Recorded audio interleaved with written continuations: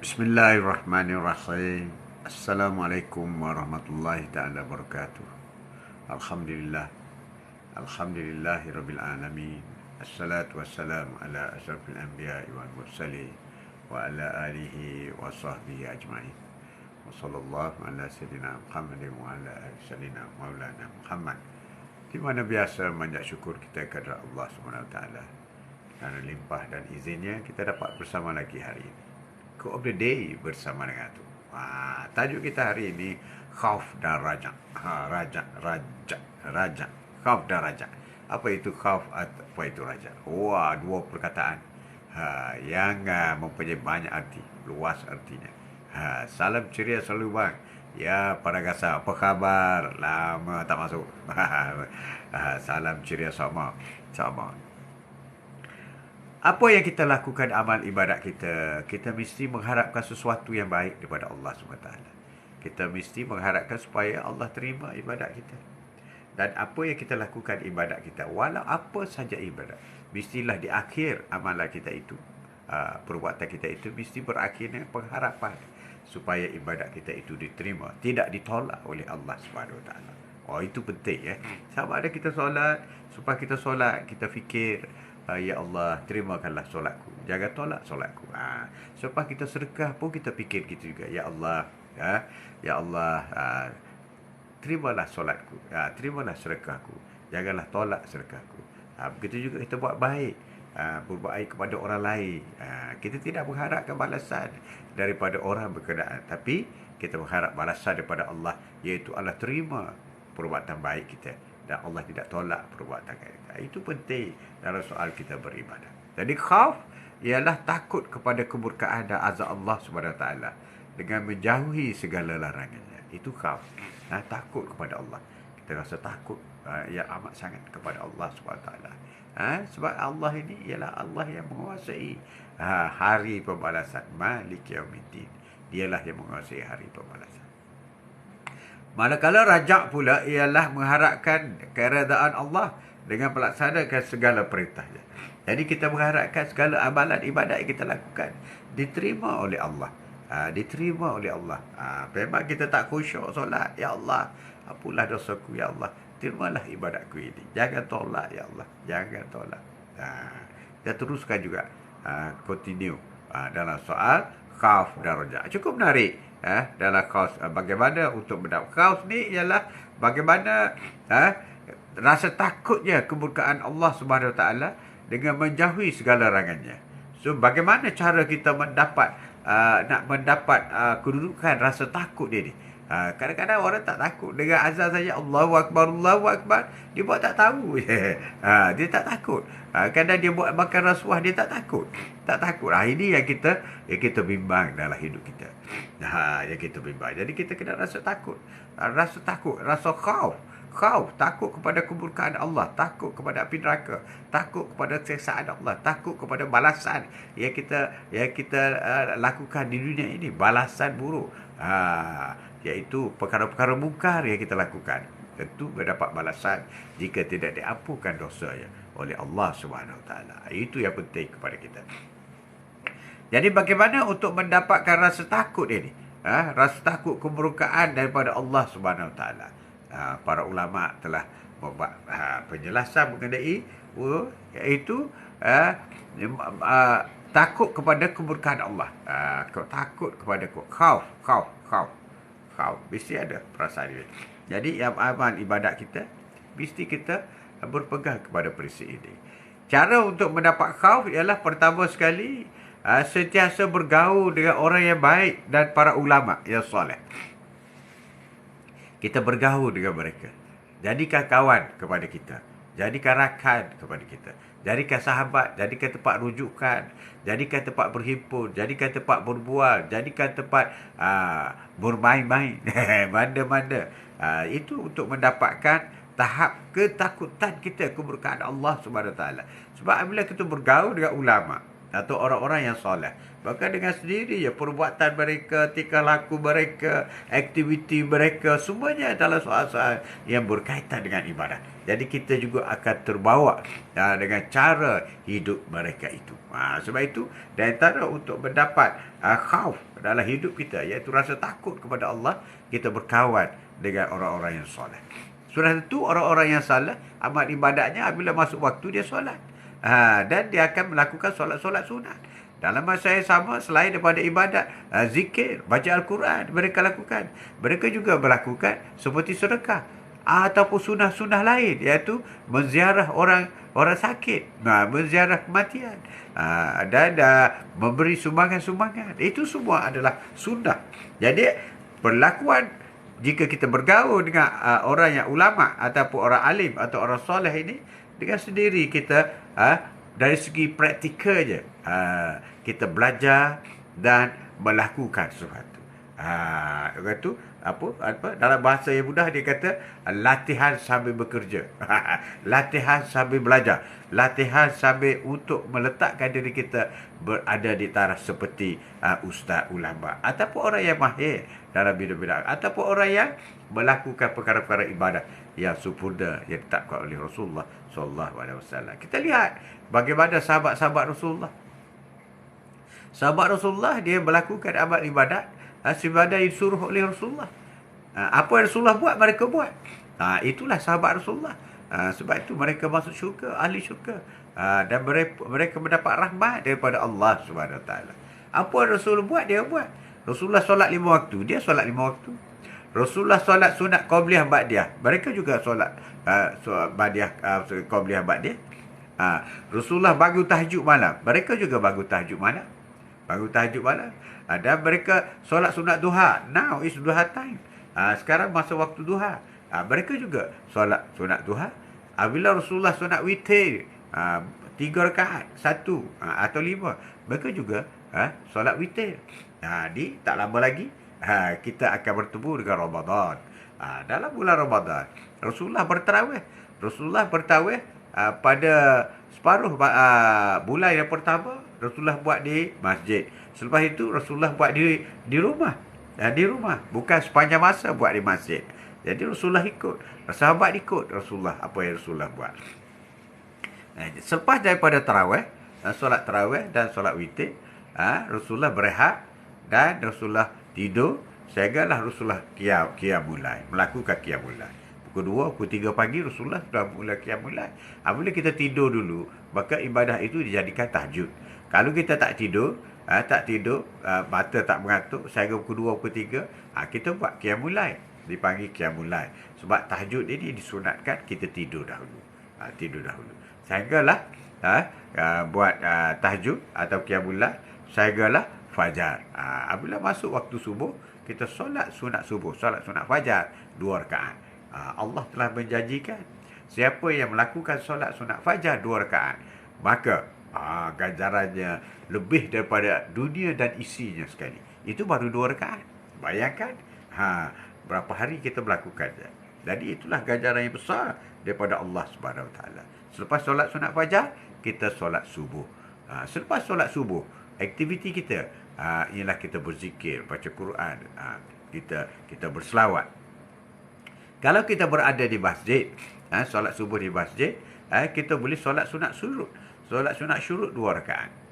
Kemudian setengah jam selepas daripada itu masuk waktu duha. Jadi kita boleh buat solat sunat duha. 2 boleh, 4 boleh, 6 boleh, 8 boleh, 10 boleh, 12 pun boleh. 12 pun boleh. Jadi waktu duha di antara pukul 8 hingga pukul 12.30. Lebih kurang macam itulah waktu duha. Itulah program. Jadi apabila kita meletakkan diri kita takut kepada kemurkaan Allah, sudah semesti kita melakukan perkara-perkara tadi. Pada Rasulullah, solat sunat itu sunat. Tapi pada kita, solat sunat itu sunat. Pada Rasulullah, solat sunat itu wajib. Sebab itu Rasulullah tidak pernah tinggal solat sunat. Yang diperintah oleh Allah Subhanahu Wa Taala. Jadi cara untuk mendapat kedudukan khauf, yang ditakut kepada kemurkaan dan azab Allah Subhanahu Wa Taala, iaitu dengan menjauhi segala larangannya, amal makruf nahi munkar. Caranya ialah kita bergaul dengan orang yang baik-baik. Kita bergaul dengan kaki-kaki masjid. Kita bergaul dengan ulama, ustaz. Kita bergaul dengan orang yang baik-baik, orang yang soleh. Itu satu cara. Carilah rakan-rakan kita yang gemar ke masjid. InsyaAllah kita juga akan menjadi kaki masjid. Itu satu kaedah. Satu kaedah, satu cara. Cara yang kedua ialah bagaimana untuk mendapatkan khauf ini, iaitu takut kepada kemurkaan Allah, iaitu sentiasa mengambil iktibar daripada kisah kaum dahulu. Sirah orang yang dahulu. Macam kisah Nabi Lut, bagaimana kisah Nabi Lut, kisah kaum Samud, kisah-kisah Abu Jahal, Abu Lahab. Ini semua adalah kisah-kisah yang boleh menjadi panduan kepada kita. Bila kita belajar, kita boleh menghayati. Itu dari segi rasa takutnya kepada kemurkaan daripada Allah Subhanahu Wa Taala. Kemurkaan dan azab Allah begitu berat. Dan banyak hadis-hadis sirah-sirah Rasulullah yang digambarkan. Pada Isra' dan Mi'raj, Rasulullah banyak membicarakan mengenai seksaan semasa Allah membuka pintu neraka untuk Rasulullah melihat semasa Isra' dan Mi'raj. Ya puteri Bayu Senja, Assalamualaikum tu. Waalaikumsalam warahmatullahi taala wabarakatuh. Jadi cara untuk mendapat sikap kita takut kepada kemurkaan Allah dan azab Allah ini, iaitu kita sentiasa mengingatkan mati. Kita sentiasa ingat mati. Mati itu pasti. Dan kita tak tahu bila tarikh mati. Jadi kalau mati pasti, kita tak tahu tarikh bila mati, maka kita kena beribadat tanpa henti. Kita tak tahu date bila expired. Dan expired itu pasti. Jadi mungkin malam ni, mungkin besok, mungkin petang ni. Tak apa, itu pasti datang. Jadi di situlah cara kaedah kita untuk meletakkan diri kita rasa takut kepada kemurkaan Allah Subhanahu Wa Taala. Bila kita jelas, kita yakin kita akan mati. Kita akan mati. Kita ingat kepada kematian itu. Dan dengan sendiri kita ingat kepada azab api neraka. Dengan sendiri kita ingat kepada seksaan Allah Subhanahu Wa Taala. Jadi dengan sendiri kita menghindarkan perkara-perkara mungkar, buat dosa dan sebagainya. Kita akan menjadi orang yang baik. Ya, Noliza, Assalamualaikum. Waalaikumsalam warahmatullahi wabarakatuh. Itu cara mendapat khauf. Khauf ini ialah takut kepada kemurkaan Allah. Kita rasa takut kepada kemurkaan Allah. Takut gerun. Sebab itulah para sahabat apabila solat, apabila baca Al-Quran, badan menggigil takut kepada seksaan Allah. Apabila solat dia khusyuk, saya pun tak bergerak. Kalau Sayyidina Ali solat, saya ke burung hinggap di kepala. Sebab burung anggap itu ialah batang kayu. Itulah khusyuknya mereka. Tak bergerak. Sebab mereka ini adalah orang yang memiliki tahap khaus yang tinggi. Tahap takut kepada Allah itu begitu tinggi sekali. Ya, awal lahir ni tu Haji, patut tak jumpa lahir tu Haji. Hari ni awal sikit. Dia nak kau dah hal, nak ajak pergi mana tu. Jadi kena buat awal sikit lah. Buat awal. Awal pun tak awal juga. 9.30 hari. Jadi tajuk kita hari ini, dua perkataan, khauf dan raja. Kita belajar dua perkataan ini. Khauf ini ialah takut kepada kemurkaan dan azab Allah Subhanahu Wa Taala. Iaitu dengan menjauhi segala larangannya. Amal ma'ruf, nahi mungkar. Kita jauhi segala. Jadi kita tak rasa takut yang amat sangat. Memang takut. Rasa takut yang amat sangat. Itu yang penting. Jadi cara untuk mendapat rasa takut dia. Sebab ramai orang tak takut neraka. Ramai orang tak takut seksa Allah. Ramai orang tak takut membuat dosa. Ramai orang tak takut membuat penipuan. Ramai orang takut bercakap bohong. Dia ada kuasa, dia akan cakap bohong. Dia janji pun palsu. Ramai orang tak takut. Sebenarnya dia tidak sedar bahawa seksaan Allah itu amat pedih. Seksaan Allah itu amat berat. Amat berat sekali. Ya, Kuantan hadir. Terima kasih. Nuaim. Terima kasih. Jadi, untuk mendapatkan khauf ini, kita sentiasa mengambil iktibar daripada kisah-kisah kaum yang dahulu. Iktibar. Contoh-contoh kisah dahulu. Bagaimana Korun. Korun ditanam. Bagaimana kaum-kaum Samud dulu. Kita ada kisah. Bagaimana Firaun. Kisah-kisah dahulu. Orang-orang yang ingkar. Dan juga kita boleh ambil contoh kisah-kisah bagaimana Asyah, isteri yang begitu agung sehingga menjadikan ibu wanita di syurga. Itulah Asyah, isteri Firaun. Isteri Firaun, orang paling jahat di atas dunia ni Firaun. Jadi tapi isteri je masuk syurga. Itu yang penting yang kita belajar, perlu ambil iktibar daripada apa sirah-sirah yang berlaku daripada zaman dahulu. Jadi untuk mendapatkan khauf ini, kita sentiasa mengingati mati. Mengingati mati. Moga yang menghadapi banjir, semoga sabar, moga dipermurahkan. Itu musibah. Sabar. Orang yang sabar mendapat pahala. Orang yang banjir, ditimpa banjir, dia sabar. Dan berdoa supaya Allah memberi kemudahan kepadanya. Jangan fikir sangat lambat dapat bantuan, lambat dapat nasi, lambat dapat kelambu, lambat dapat. Jangan fikir sangat.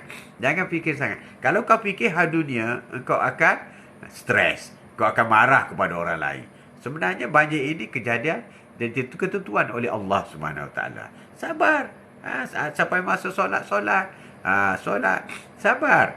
Jangan mengharapkan dunia. Jangan. Ini satu kesilapan yang besar yang dilakukan oleh sebahagian besar manusia sekarang. Kalau ada musibah, mengharapkan dunia, mengharapkan pertolongan daripada kerajaan, mengharap pertolongan daripada manusia. Tak penting semua tu. Kita mesti mengharap pertolongan daripada Allah Subhanahu Wa Taala. Solusi daripada Allah. Kalau Allah boleh menurunkan banjir dan hujan, maka Allah juga boleh mengeringkan air hujan itu. Itu pulang kepada Allah Subhanahu Wa Taala. Kita redha di atas apa yang laku, kita dapat pahala, kita dapat ganjaran yang besar. Ganjaran yang besar. Kalau sampai nasi, orang hantar nasi, alhamdulillah. Kalau tak sampai, jangan marah. Jangan marah. Jangan marah. Bagi orang yang sentiasa mengingati mati, dia tidak pentingkan dunia. Dunia tidak penting. Kalau tak makan, dia puasa. Tak ada makanan, dia puasa. Itu kaedah yang diajar oleh Rasulullah SAW.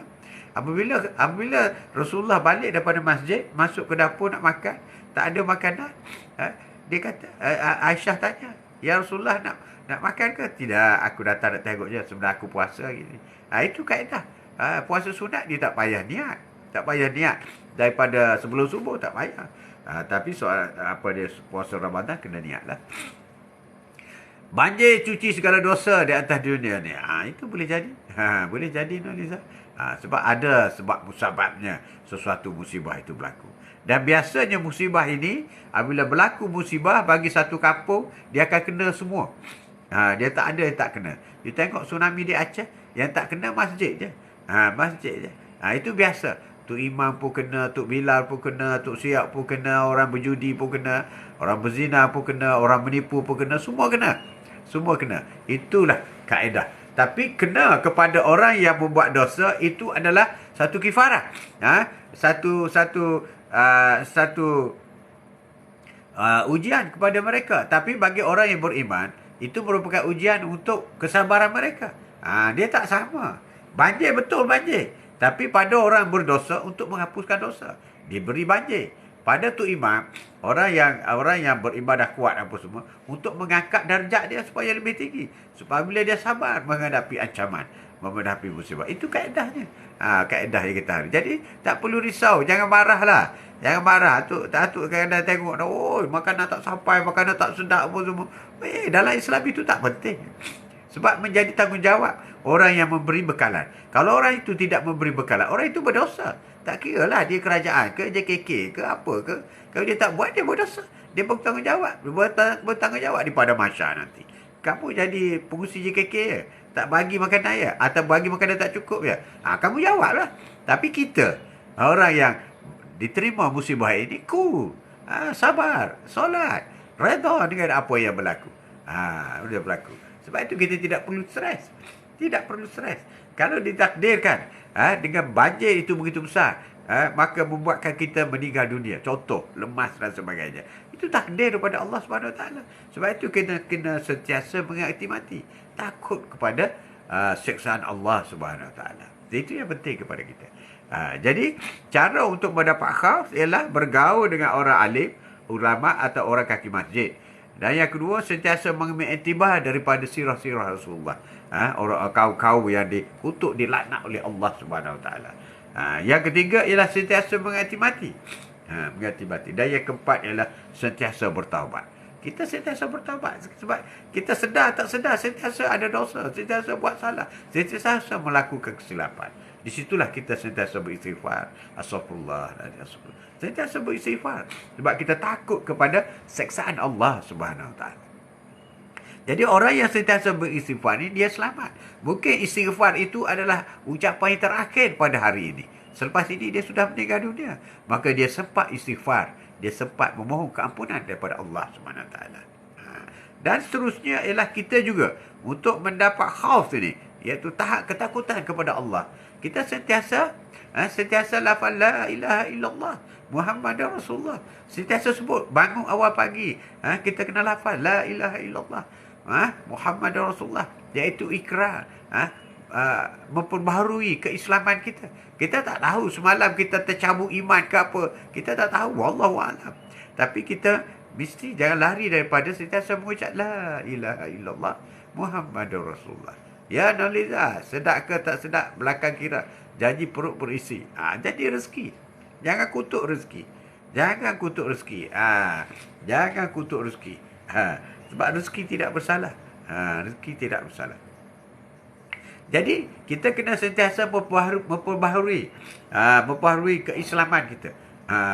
Keimanan kita, la ilaha illallah. Kita sentiasa sebut. Teringat saja kepada Allah, la ilaha illallah. Sentiasa sebut. Sebab apa? Sebab kita bimbang kita mati dalam keadaan orang yang munafik. Kita mati dalam keadaan orang yang terhindar, tercabut daripada agama Islam. Kita bimbang apabila kita tidak perbaharui la ilaha illallah, kita berseronok dan kita akan dihumban dalam neraka. Na'udzubillah.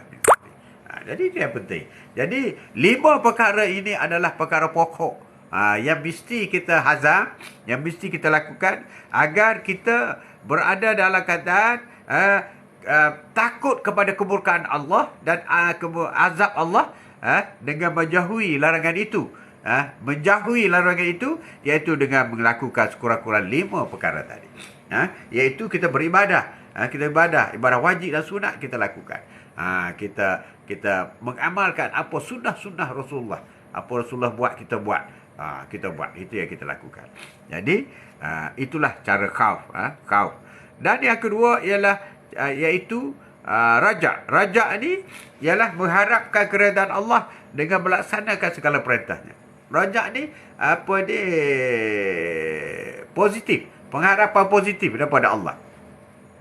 Iaitu mengharapkan Allah redha, dan untuk melaksanakan segala. Jangan kita melaksanakan perintah-perintah Allah, kita solat, kita puasa, kita zikir, kita zakat, kita menunaikan haji, dan kita melakukan solat-solat sunat, kita berselawat. Itu semua ialah kita untuk mendapatkan supaya Allah menerima. Allah menerima, mengharapkan Allah menerima dalam segala perintah itu dengan sepenuhnya. Itu yang kita nak. Kita bimbang, takut Allah tidak terima amal ibadat kita. Itulah rajak. Cara untuk mendapatkan rajak. Itu juga penting. Iaitu pertama, melaksanakan amal ibadah secara istiqamah. Cara mendapat agar Allah menerima ibadat kita. Ya Allah, terima. Sebab itulah setiap kali selepas solat, ya Allah, terimalah ibadatku. Ya Allah, jangan tolak ibadatku. Ini 2 perkara dia. Khauf dan rajak ini. Kalau kau tolak ibadatku, ya Allah, nerakalah aku. Kalau kau terima ibadatku, ya Allah, hari ini, insya-Allah syurgalah aku. Dengan izin Allah Subhanahu Wa Taala. Setiap kali ibadah kita lakukan, bukan saja solat. Minta redha Allah, benar Naliza. Setelah kita sedekah, inilah, ya Allah, terimalah. Ini sedekahku, ya Allah. Terimalah amalan sedekahku ini, ya Allah. Kita sentiasa itulah rajak. Rajak. Cara mendapatnya melaksanakan ibadah secara istiqamah. Istiqamah ni makna continuously. Istiqamah, terus menerus. Jangan hari ni solat, besok tak solat. Hari ni solat sunat, besok tak boleh lah. Hari ni solat duha, besok tak solat duha. Tak boleh lah. Tidak istiqamah. Jadi kita kena istiqamah. Continuously. Istiqamah. Jadi untuk mendapat positif, pengharapan positif daripada Allah SWT, iaitu kita melaksanakan amal ibadah secara istiqamah, terus menerus. Kalau puasa Isnin Khamis, teruskan Isnin Khamis. Ataupun kalau puasa 3 hari sebulan, buatkan 3 hari sebulan. Ataupun kalau kita kita istighfar 1000 kali satu hari, buatkan. Kalau kita berselawat 1000 kali satu hari, teruskan. Dan kalau kita tahlil la ilaha illallah 1000 kali satu hari, teruskan. Kita buat secara konsisten. Itulah untuk mendapat rajak. Rajak ni ialah untuk mendapat redha daripada Allah SWT dalam perintah yang kita lakukan. Dekat kita masuk syurga ini dengan rahmat Allah. Kita masuk syurga dengan redha Allah. Jadi kita mohon redha Allah. Dan yang kedua ialah tidak putus asa dengan merayu kepada Allah SWT. Jangan putus asa untuk merayu kepada Allah. Berdoa kepada Allah. Assalamualaikum Encik. Waalaikumsalam. Cici, apa khabar? Apa khabar? Sedekah menjadikan diri kita tenang dan sabar. Benar sekali, Naliza. Tidak putus asa merayu kepada Allah. Ya Allah, terimalah ibadatku, ya Allah. Ya Allah, permudahlah ibadatku, ya Allah. Ya Allah, utamakanlah ibadatku, ya Allah. Ya Allah. Tapi kita banyak minta duit. Banyak minta rezeki dari Allah. Sedangkan ibadat kita Allah terima ataupun tidak, kita buat tak kisah je. Saya khabar baik tu, Alhamdulillah. Alhamdulillah, itu yang mahal tu. Hidup ni yang paling mahal ialah khabar baik. Khabar baik. Itu bagus. Alhamdulillah. Itu juga rezeki. Khabar baik, rezeki. Jangan khabar tak baik. Itu cobaan, dugaan.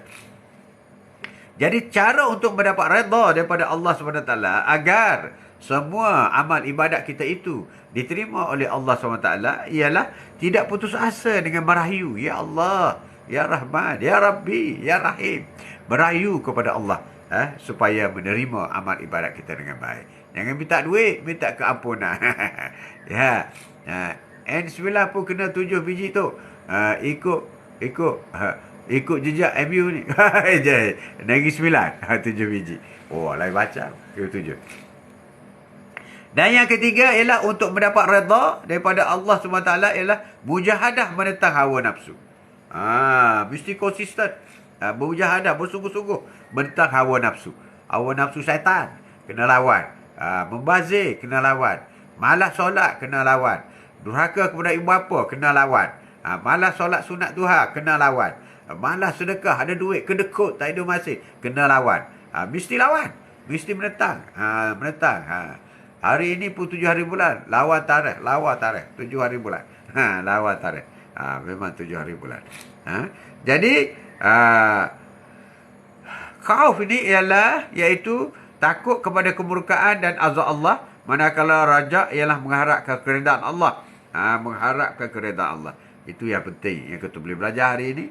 Sesuatu yang kita boleh amalkan dalam hidup kita.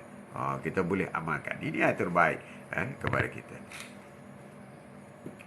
Jadi di antara ulasan-ulasan lain mengenai cara untuk mendapat khauf dan rajak ini. Cara untuk mendapat khauf ni ialah cara untuk mendapat rasa takut. Sebab kita hairan orang tak takut kepada bakar api neraka. Ini yang kita hairan. Bila dia tak takut kepada dibakar oleh api neraka, dia tak solat. Sebab sedangkan solat itu pilar, tiang agama. Kalau kau tak solat, habislah. Tentu dibakar oleh api neraka. Na'udzubillah min zalik. Kalau dia tak takut kepada api neraka, dia akan melakukan perkara-perkara yang tak baik. Jadi kedekut, tak ada masih. Dekat ini duit dia. Tak boleh bagi, tak boleh sedekah. Dia boleh berfikir demikian rupa. Demikian rupa. Jadi bergaul dengan ulama dan para solehah untuk kita mendapatkan khauf. Sentiasa mengambil iktibar daripada kisah-kisah yang terdahulu. Dan sentiasa bertaubat, sentiasa menghati-mati. Itulah. Thank you semua yang hadir. Tolong bantu Atuk tap skrin. Semoga semua sahabat duha mendapat rahmat Allah Subhanahu Wa Taala. Amin. Terima kasih Cici. Dan cara untuk buat rajak pula ialah bermujahadah menentang hawa nafsu. Bermujahadah, bersungguh-sungguh melaksanakan amal ibadat dengan penuh kesungguhan dan istiqamah. Tidak berputus asa dengan merayu dan merintih kepada Allah Subhanahu Wa Taala. Tidak berputus asa, kena merayu dan merintih kepada Allah Subhanahu Wa Taala. Contoh khauf, Rasulullah sallallahu alaihi wasallam mendirikan contoh, mendirikan solat gerhana matahari dengan khusyuk. Pada sujud terakhirnya, baginda menangis kerana merasa takut Allah menurunkan azab. Lalu Rasulullah sallallahu alaihi wasallam memerintahkan berdoa agar Allah tidak menurunkan azabnya. Itu kaedah kita. Kita mesti berdoa. Mesti berdoa dengan bersungguh-sungguh. Ya, ini untuk mendapat khauf, untuk mendapat rasa takutnya, sebab agar siksaan Allah itu tidak turun kepada kita, tidak turun kepada kita.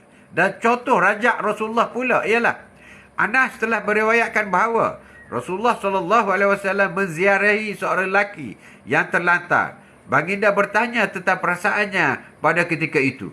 Lelaki itu memberitahu bahawa dia sangat mengharapkan rahmat Allah Subhanahu wa taala dan berasa sangat takut akan dosa-dosanya yang telah dilakukannya. Itu kaedah dia. Kaedah dia. Ya, kita akan rasa takut yang amat sangat mengenai siksaan atau balasan daripada Allah Subhanahu wa taala. Jadi konsep khauf dan raja ini ialah khauf ini ialah mesti kena rasa takut.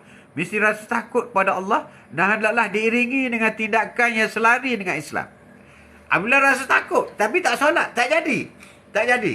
Ya, kau takut tak nak? Kau takut. Jom kita pergi solat. Tak apalah kau pergi dulu. Tak jadi macam tu, tak jadi. Apabila kau rasa takut, maka kau mesti beribadat. Mesti beribadat. Itu yang dikatakan rasa takut kepada Allah adalah diiringi dengan tindakan atau perlakuan yang selari dengan Islam, ataupun perasaan takut dengan balasan azab neraka menjadikan benteng daripada melakukan perkara-perkara ataupun nak berlaku maksiat, ada rasuah, Allah aku takut kepada neraka, kita tak buat. Itu mesti ada benteng seperti itu. Susah sekarang nak cerah kat Selangor pun kena marah. Orang ceramah nak ceramah, nak ceramah, nak tambah ilmu, biasalah tu Nurliza. Biasalah. Dan begitu juga kalau rajak pula seorang yang mengharapkan keredaan Allah, hendaklah melakukan amal ibadat dan menjauhi perbuatan maksiat. Kita mesti berusaha ke arah itu, baru kita mendapat redha daripada Allah Subhanahu Wa Taala. Perasaan rajak akan mendorong seseorang untuk berlumba-lumba melakukan ibadat tanpa putus asa. Bersungguh-sungguh, berlumba-lumba, berlumba-lumba masuk tempat seperti majlis-majlis agama, majlis-majlis bicara hal agama. Kita perlu berlumba-lumba masukkan. Jangan peduli orang lain. Kita buat untuk kita. Kita buat untuk kita. Apakah hikmah? Hikmah daripada khauf dan raja ini iaitu untuk melahirkan insan yang sentiasa mengingat Allah dalam setiap keadaan. Tujuan khauf ini, rasa takut ni, dan tujuan raja ini ialah rasa positif dengan Allah Subhanahu Wa Taala. Melahirkan insan yang sentiasa bertawakal setelah berusaha bersungguh-sungguh. Kita mengharapkan sangat. Kita bertawakal, menyerah kepada Allah. Ya Allah, ya Allah, ya Allah. Itu kita lakukan. Itu ya, kita akan berusaha lakukan. Jadi itulah yang kita cuba bincang hari ini. Semoga memberi banyak manfaat kepada kita supaya kita menjadi orang yang berguna. Orang yang berguna.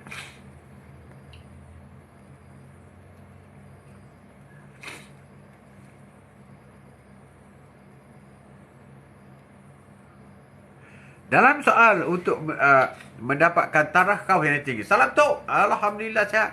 Waalaikumsalam Wan. Alhamdulillah sihat. Sihat. Tajuk kita hari ini ialah di antara khauf dengan rajak. Khauf ni ialah iaitu rasa takut kepada siksaan Allah Subhanahu Wa Taala. Dan khauf rajak ini ialah mengharapkan sesuatu yang baik daripada Allah. Mengharapkan sesuatu yang baik. Thank you semua kerana sudi hadir. Tolong bantu Atuk tap screen. Semoga semua sahabat duha dalam rahmat Allah Subhanahu Wa Taala. Terima kasih Cici. Terima kasih banyak. Ini yang kita perlu perlakukan. Okey, dan dalam kita mengharapkan sesuatu daripada Allah Subhanahu Wa Taala, kita mesti berusaha bersungguh-sungguh agar kita mendapat keredaan daripada Allah Subhanahu Wa Taala. Dengan konsistennya, dengan sebaik mungkin untuk kita mencapainya. Apa pandangan Tok Haji bila nak ceramah kat Selangor tidak dibagi? dia pemerintah ni kita kena ikut. Tak boleh tak ikut sebab sebenarnya tujuan tidak bagi ceramah ini mengikut pemahaman pemerintah ialah untuk mengawal. Jadi tepulang kepada mereka lah. Tepulang kepada mereka. Kita kena ikut perintah. Selamat pagi tu Haji, pagi. Abang Al. Abang Al. Abang Al. Quote of the day kita hari ini ialah di antara Qaf dengan Raja. Qaf dengan Raja. Itulah tajuk kita 2 hari ini. Qaf ini ialah berusahalah kita takut kepada seksa api neraka. Amal makruf nahi mungkar. Buat yang baik-baik dan elakkan daripada melakukan perkara-perkara mungkar. Dan masa kita berdoa, kita mengharapkan sesuatu yang besar, mendapatkan redha, mendapat keampunan, dan mendapat anugerah daripada Allah SWT. Itu sentiasa kita lakukan. Jadi, di mana yang di awal buat bicara tadi, setiap kali kita melakukan solat itu penting sebab kita mesti melakukan 5 kali solat. Sedekah kita tak buat 5 kali satu hari. Tapi solat kita buat 5 kali sebab itu wajib. Jadi selepas solat tu kita kena ada, ya Allah, terimalah solatku hari ini. Ya Allah, janganlah tolak solatku. Biar ada dalam diri kita. Sebut ni, kena sebut. Sebut, ya Allah, terimalah solatku hari ini. Kalau engkau tolak, ya Allah, nerakalah aku, ya Allah. Ya Allah, terimalah. Kalau kau terima, ya Allah, insya-Allah surgamu, ya Allah. Aku mohon surgamu, Allah. Allahumma jirna minan nar. Allahumma jirna.